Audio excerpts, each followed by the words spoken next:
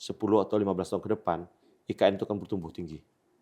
Agar tidak terjadi kesenjangan dengan daerah sekitarnya, itu kenapa daerah-daerah penyangga itu, daerah buffer zone itu harus dipersiapkan sekarang. Saya tadi udah cerita, kami meminta semua kabupaten yang ada di daerah buffer zone untuk melakukan revisi terhadap tata ruang. Kalau sentra pangan kami produktif, kami siap mensuplai kebutuhan beras untuk IKN, untuk seluruh masyarakat yang nanti berkepentingan dengan IKN. Tidak datang dari Jawa lagi. Mbak Putri nanti jadi orang daerah. Kami di sana jadi orang ibu kota nanti. Nah, jadi kami jadi orang ibu kota nanti ke depan ya. Jadi nggak bisa lagi Jakarta mengatakan sebagai orang ibu kota. Nanti orang Kaltim yang mengatakan kami adalah orang ibu kota. Jakarta itu orang daerah. Ya gitu loh.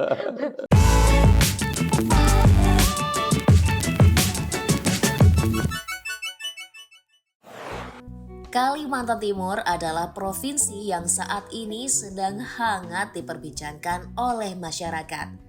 Pasalnya, provinsi ini akan menjadi lokasi pembangunan ibu kota Nusantara sebagai ibu kota baru Indonesia. Jika IKN selesai dibangun, Kaltim menjadi daerah penyangga. Tentunya pemerintah setempat perlu bersiap agar mampu menyokong segala kebutuhan IKN. Mulai dari infrastruktur, konektivitas, kesiapan pangan, hingga sumber daya manusia. Namun saat ini persentase sektor perdagangan baik barang dan jasa di beberapa daerah memang belum merata, termasuk daerah inti IKN di Penajem Pasir Utara. Untuk mengatasi ketimpangan tersebut, pemerintah Provinsi Kalimantan Timur menilai perlu adanya revisi rencana tata ruang wilayah sebagai upaya memperkuat daerah penyangga IKN. Sobat Kompas.com, sekarang kita udah bersama dengan Bapak Akmal Malik, penjabat Gubernur Kalimantan Timur. Apa kabar Bapak? Baik, sehat selalu alhamdulillah. Gimana Pak tadi perjalanan Pak? Macet kah Pak di sana? Biasa kalau nggak macet bukan Jakarta itu. Itu kenapa harus kita pindahkan biar nggak macet lagi nanti. Waduh, udah langsung nih. Nah Pak, aku penasaran banget nih ngeliat biodatanya Pak Akmal, ternyata wah bukan main-main ya Pak ya. Bukan kaleng-kaleng. Pak, aku penasaran, Yeah. kenapa sih tiba-tiba ingin mau terjun ke birokrasi? Apakah ada keresahan tertentu Pak sehingga Bapak merasa kayaknya perlu ada yang tindakan gitu Pak? Gak juga sih, saya meyakini bahwa setiap orang itu sudah punya takdirnya sendiri. Saya dulu seperti kebanyakan orang Padang ya, itu mengawali diri saya sebagai laki-laki menjadi seorang pebisnis. Kemudian coba masuk tes, ternyata saya masuk ke sekolah birokrasi. Saya nggak pernah melihat apa-apa, tetapi ternyata memang takdirnya saya di sini dan saya jalani. Ya, memang prinsip yang diajar orang tua itu jangan setengah-setengah. Ketika kamu memilih karirmu di birokrasi, all out di sana. Artinya memang sudah memilih, udah langsung aja all out ya Pak Ya, ya? nggak ada pilihan karena memang nasibnya di sini. Nah Bapak, seperti yang kita tahu Bapak ini sudah menjadi PJ Gubernur Kalimantan Timur itu kira-kira sudah sebulan ya Pak ya? Sudah hampir 48 hari. Oh 48 hari. Kira-kira Pak ketika mendapatkan mandat menjadi PJ Gubernur Kaltim, yang kita tahu sekarang dia akan menjadi wilayah yang akan dibangun IKN nih Pak, Ibu Kota Negara kita yang baru. Sudah. Kira-kira apa yang menjadi fokus Bapak untuk memimpin daerah ini Pak? Tentunya sebagai birokrat ya, sebagai aparatur sipil negara, kami itu disumpah dan berjanji akan melaksanakan seluruh ketentuan peraturan perundang-undangan. Nah, sebagai birokrasi, sebagai Dirjen Otonomi Daerah, saya itu mendapatkan amanah kedua sebagai PJ. Tahun 2021 saya mendapat amanah di Sulawesi Barat, ya. Kemudian sekarang mendapat amanah di Kalimantan Timur. Nah, sama sebetulnya kita melaksanakan mensukseskan Undang-Undang 3 2022 ya tentang IKN kemarin yang kemudian direvisi menjadi Undang-Undang Nomor 21 2003. Intinya sederhana, bahwasanya keinginan Bapak Presiden dan sudah menjadi komitmen bersama karena sudah menjadi undang-undang, bahwasanya untuk mengatasi persoalan-persoalan yang luar biasa banyak di Jakarta, salah satunya kemacetan, banjir dan sebagainya, Dan juga yang lebih penting adalah untuk menghadirkan keadilan sosial bagi seluruh Indonesia. Artinya ada pemerataan pembangunan. Selama ini kan 51-60% itu kan ekonomi itu kan di Jawa, Iya. Jawa sentris. Jadi kita harus mencoba pimpinan, Bapak Presiden dan DPR sudah sepakat kita harus menggeser ke tengah-tengah ya, yaitu adalah Kalimantan Timur, Ya. sehingga nanti akan diikuti oleh pertumbuhan ekonomi dan kegiatan-kegiatan lainnya yang tentunya kita harap akan bisa menggeser dominasi ekonomi yang hampir 51-60% ada di Jawa itu nanti ke daerah Kalimantan. Bukan itu aja, kita berharap juga ada dampaknya nanti ke timur. Saya tuh ingat dengan seorang sahabat dulu, namanya Andrinov Caniago. Beliau mengatakan begini, wilayah barat itu adalah Indonesia saat ini. Masa depan Indonesia itu timur Indonesia. Wah. Karena kita masih banyak potensi-potensi yang belum tergarap di wilayah timur dan wilayah tengah. Itu kenapa perpindahan ibu kota ke tengah itu akan mempersingkat langkah-langkah ikhtiar pemerintah untuk mengoptimalkan pelayanan kepada wilayah-wilayah yang belum terjangkau selama ini. Itu yang dikatakan oleh banyak orang untuk mewujudkan keadilan sosial bagi seluruh Indonesia. Artinya pemerataan di seluruh wilayah di Indonesia ya Pak ya. Nah kalau kita tahu kan sekarang IKN memang dekat sekali ya dengan Kalimantan Timur. Kira-kira apa sih keuntungan dengan adanya IKN ini Pak? Bagi Kalimantan Timur sendiri itu sebuah berkah. Pasti kami katakan sebuah berkah karena apa? Nanti dengan hadirnya IKN pada wilayah 256.000 hektar, ya, kalau ditambah lautnya hampir 350 hektar gitu. Ini akan menjadi sebuah poin yang akan men-trigger ya pertumbuhan se-Indonesia. Artinya apa? Epicentrum pertumbuhan itu nanti akan ada di Kalimantan Timur.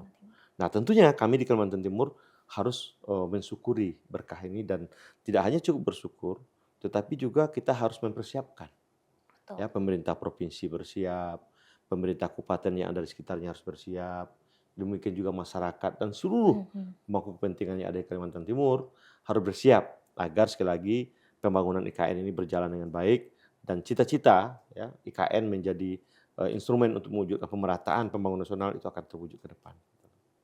Nah kalau boleh tahu nih Pak, kira-kira progres pembangunan di IKN tuh seperti apa Pak sekarang? Sejauh apa sih? Sejatinya otoritas untuk membangun itu kan ada di otoritas IKN, OIKN ya. Otoritas IKN ketuanya Pak Bambang dan kawan-kawan. Nah, tetapi karena itu dulunya adalah wilayah Kalimantan Timur, daerah otonom Kalimantan Timur yang sekarang kemudian menjadi otorita ya. Tentunya proses pembangunan saya dengar kemarin untuk IKN itu sudah mencapai posisi 40% ya. Tapi saya nggak mau berbicara tentang proses di dalam, itu ada domainnya OIKN. Yang saya lebih tertarik berbicara bagaimana menyiapkan daerah-daerah penyangga atau buffer zone ini. Ya. Saya ingin mengatakan tidak bisa dilepaskan, mungkin secara kewilayahan, secara administrasi, OIKN ada batasannya, garis delineasinya. Tetapi secara sosial, secara ekonomi, dia tidak bisa dipisahkan. Tetap satu ya Pak? Tetap satu. Kenapa? Kontribusi daerah-daerah buffer zone ini terhadap IKN itu akan sangat signifikan nanti untuk membuat IKN berjalan secara baik. Kalau progres pembangunan di Kaltim Pak, yang fungsinya sebagai daerah penyangga, gimana Pak sejauh ini? Lah iya itu. Dulu IKN adalah wilayahnya Kaltim. Karena sudah berdasarkan undang-undang sudah menjadi wilayah ibu kota Nusantara, artinya kami di IKN sekarang kan posisinya adalah penyangga. Ya. Nah, tentunya sebagai penyangga kita harus memastikan agar semua daerah itu mendukung secara sarana dan prasarana, konektivitas, infrastruktur, sosial, pendidikan dan semua pelayanan publik ya, infrastruktur pelayanan publik harus kita siapkan karena sekarang kan IKN dalam proses membangun, tapi di dalamnya ada orang loh. Ya, dalamnya ada orang. Nah, itu kenapa kita mengajak teman-teman bupati untuk tetap memastikan agar jangan ada yang maaf ya, terganggu masyarakat di sana dalam proses pembangunan. Karena tujuan pembangunan ini baik, tentunya kita berharap kita juga memberikan dukungan yang optimal. Agar sekali lagi kami berharap nanti mungkin eh, 10 atau 15 tahun ke depan, IKN itu akan bertumbuh tinggi. Agar tidak terjadi kesenjangan dengan daerah sekitarnya, itu kenapa daerah-daerah penyangga itu, daerah buffer zone itu harus dipersiapkan sekarang. Saya tadi udah cerita, kami meminta semua kabupaten yang ada di daerah buffer zone untuk melakukan revisi terhadap tata ruang RT RW mereka. Saya contohkan seperti PPU itu, ya, Penajam Pasir Utara Kabupaten. Di dalam RT RW mereka itu hanya 3,3% persentase untuk untuk sektor pemukiman, jasa dan perdagangan. Artinya dengan 3,3% dia tidak akan mampu men-trigger pertumbuhan ekonomi di sana. Sementara wilayahnya luas. Itu kenapa saya minta Bupati Penajam Pasir Utara revisi RT RW-nya agar ada ruang lebih besar untuk sektor pemukiman, perdagangan dan jasa. Karena inilah sektor yang paling dominan nanti akan mendukung IKN ke depan. Gitu. Itu yang kita siapkan langkah-langkahnya. Oke Pak, setahu aku nih, waktu itu Pak Jokowi pernah bilang kalau nanti HUT kemerdekaan RI mau dilaksanakan di IKN tahun depan. Bagaimana persiapannya Pak? Mungkin sarana prasarana Kemarin seperti apa? saya mendampingi Pak Presiden ketika groundbreaking 10 investor baru yang masuk ke dalam. Kita juga sempat mengunjungi Sumbu Barat, ya. Itu di situ tempat nanti dilaksanakannya upacara tanggal 17 Agustus. Secara umum sudah siap. Sudah siap, rumputnya juga sudah bagus, sudah hijau. Tinggal lagi mungkin beberapa infrastruktur lain. Mungkin yang perlu difasilitasi. Nah, inilah pentingnya perannya Kaltim. Karena kan orang datang rame nanti nih, ya kan? Kita berikan dukungan kendaraan, kemudian juga berikan dukungan fasilitasi lainnya agar kegiatan-kegiatan di IKN itu nanti bisa berjalan dengan baik. Gitu. Nah, ngomongin infrastruktur, target pembangunannya nih Pak di tahun depan seperti apa Pak? Targetnya mana nih? Target pembangunan di IKN. Kaltim dan IKN. Kalau Kaltim kami sudah dari lama kita membangun terus. Memang dengan hadirnya OIKN saya menghimbau dan mengarahkan sekarang ada pembangunan untuk lebih difokuskan ke wilayah-wilayah penyangga. Ya.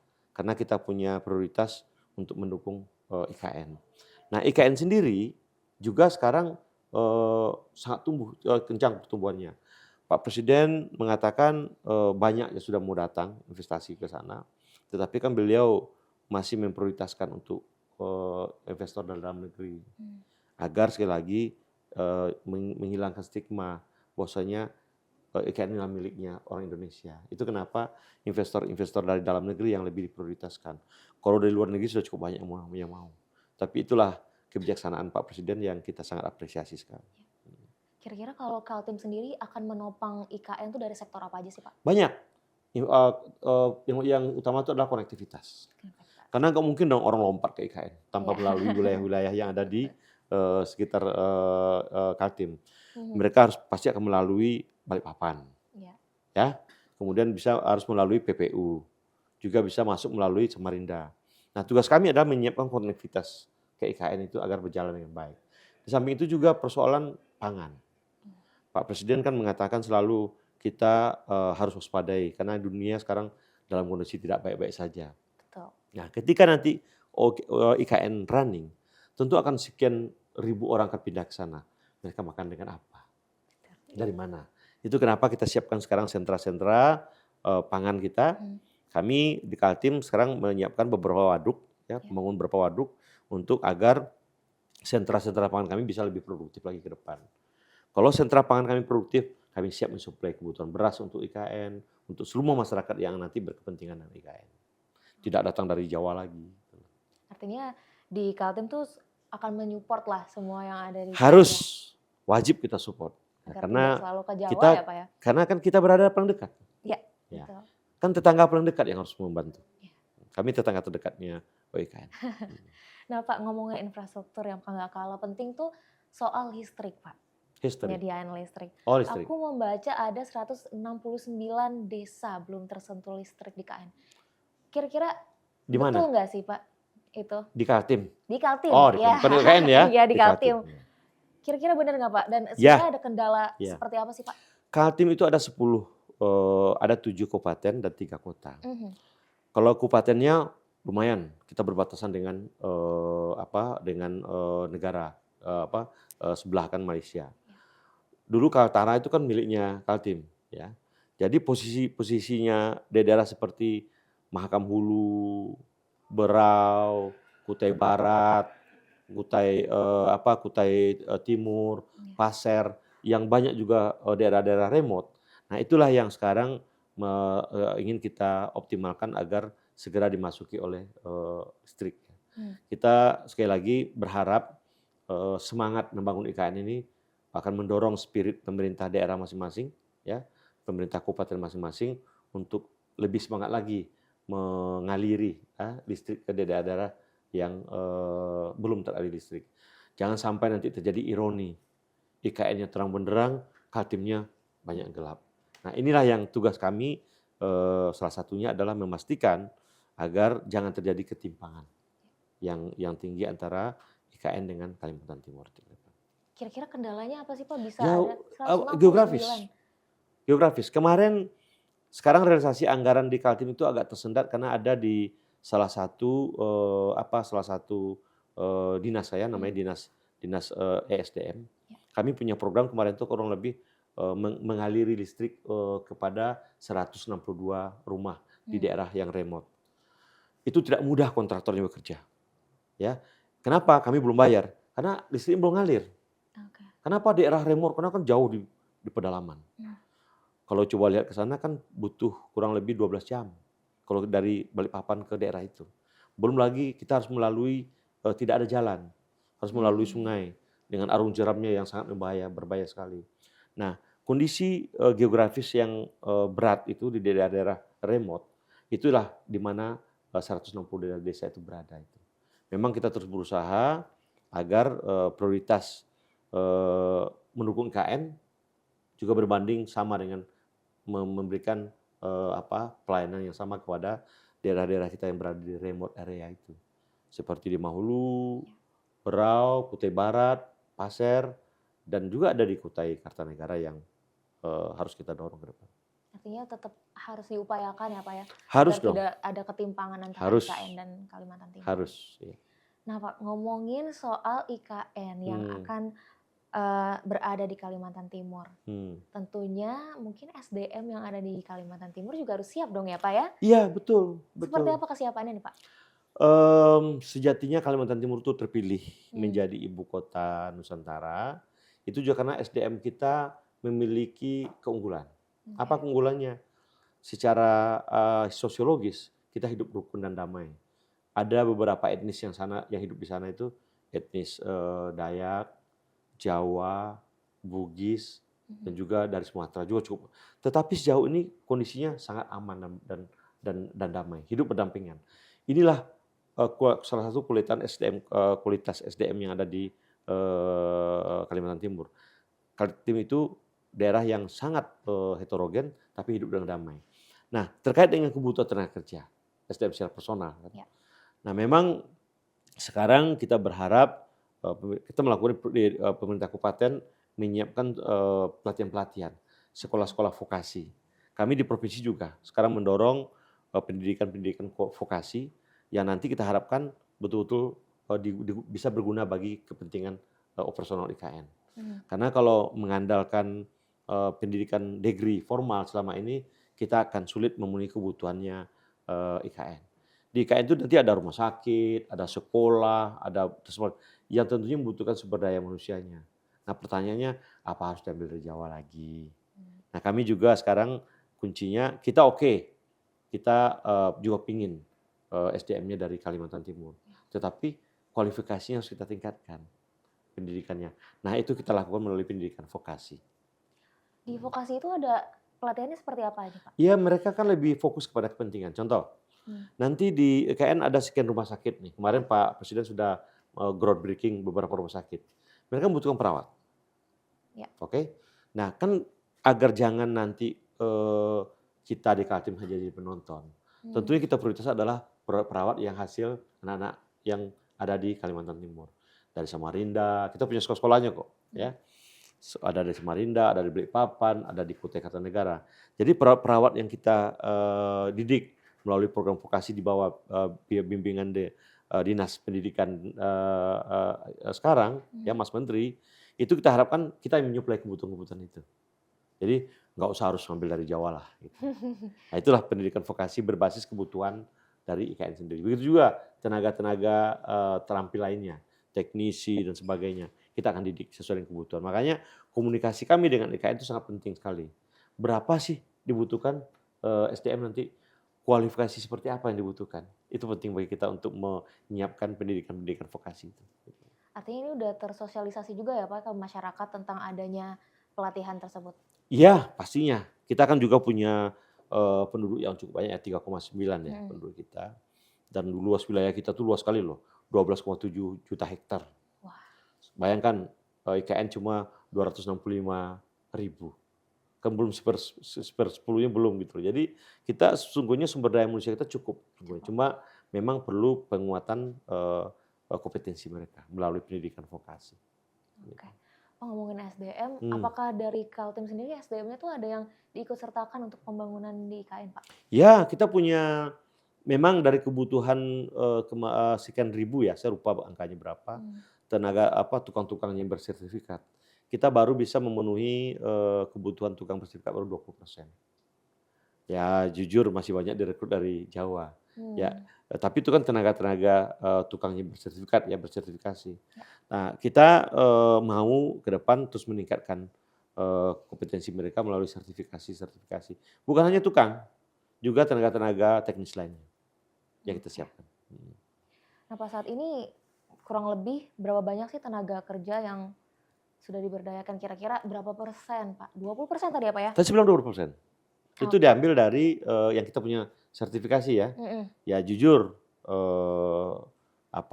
kita ini kan daerah tambang ya. Tentunya dengan harga batu bara yang relatif cukup tinggi, orang lebih senang bekerja di sektor pertambangan.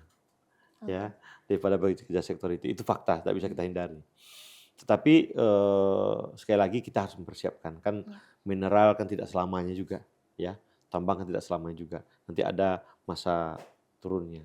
Nah itu kenapa kita lagi mendorong diversifikasi keterampilan sumber daya manusia kita di Kalimantan Timur melalui pendidikan vokasi yang memang sekarang lagi kita optimalkan. Oke.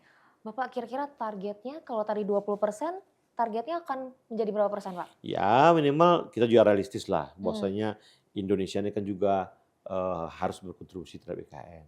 Ya kita targetkan mungkin bagi saya 20-25 itu udah bagus.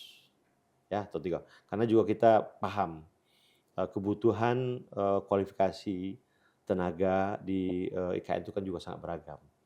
Kita tidak mungkin bisa memenuhi semua. Tenaga-tenaga dengan kualifikasi yang tinggi ya pasti juga datangkan di tempat-tempat yang punya sumber daya seperti itu. Ini kan kompetisi bebas ini. Kita proteksi. Nah tadi Bapak juga sempat singgung soal sektor pertambangan. Ya. Di Kaltim sendiri ada migas ya Pak ya yang sudah diekspor. Iya. Kira-kira itu dampaknya seperti apa sih Pak untuk pendapatan di daerah, dan sebenarnya negara mana aja sih yang menjadi target? Cukup besar kita. Ya, kontribusi migas kita itu terhadap PAD ya, itu termasuk SDM ya, atau hampir 50%, 51% malah. Artinya sekarang memang konstruksi APBD kita tuh, PAD kita tuh kebanyakan dari DBH, dana bagi hasil pertambangan, batu bara dan sebagainya. Artinya itu berkah bagi kami. Tapi saya selalu sampaikan kepada teman-teman, jangan lengah. Karena tambang itu ada fluktuasinya nanti. Jadi kita harus segera melakukan transformasi. Sekarang kami lagi mendorong transformasi ke pertanian. Ya, pertanian modern ya. Karena kita tahu mungkin kondisi lahan kita tidak semuanya juga bagus, subur, tidak seperti Jawa.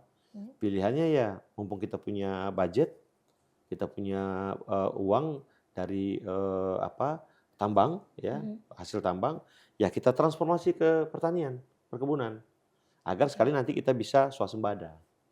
Tapi pertaniannya pertanian modern. Apa aja tuh Pak? Ya seperti kita menggunakan greenhouse. Saya dulu beberapa kali datang ke Korea ya. Korea itu rata-rata pertaniannya greenhouse semua. Saya pernah ke Jeollabuk-do, ke salah satu provinsi ya, Jeollabuk-do. itu rata-rata pertanian greenhouse sayurnya dengan greenhouse dan luas sekali. Begitu juga buah-buahannya pakai greenhouse semua. Saya tuh memimpikan Kaltim juga seperti itu. Jadi tidak usah khawatir kita tidak punya tanah yang subur. Kita sekarang tidak lagi bertanam tuh di tanah.